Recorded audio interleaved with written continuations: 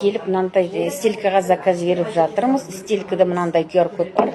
Мынандай мешочектің ішінде біздің стельки, анионовый стельки. Бұл анионовый стельки не істейді? Бұл корректировка жасайды. Бұл грыжа, протрузия, сколиозға жақсы көмектеседі, суставқа жақсы көмектеседі, пяточный шпоры, майтабанға жақсы көмектеседі. Вальгусные ноги деп айтамыз ғой. Мына жақта сүйек шығады, саусаққа шығып кетеді. Және де O-образный, X-образный аяқтарға да өте керемет көмегі бар. Бұл қан айналымын дұрыстаған кезде елдің сахарный диабетпен ауыратын адамдардың қаны түседі.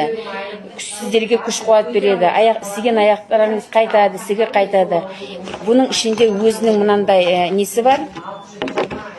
Мынандай инструкциясы бар. Бұл инструкцияның ішінде бүйтіп ашып қарасаңыз, біздің стелька, жай стелька емес, анионный стелька.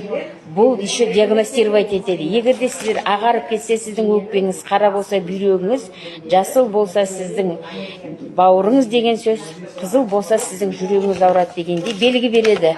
Сондықтан сіздер подделкаға ұрынып қалмай, осы складтан алғандарыңыз дұрыс болады.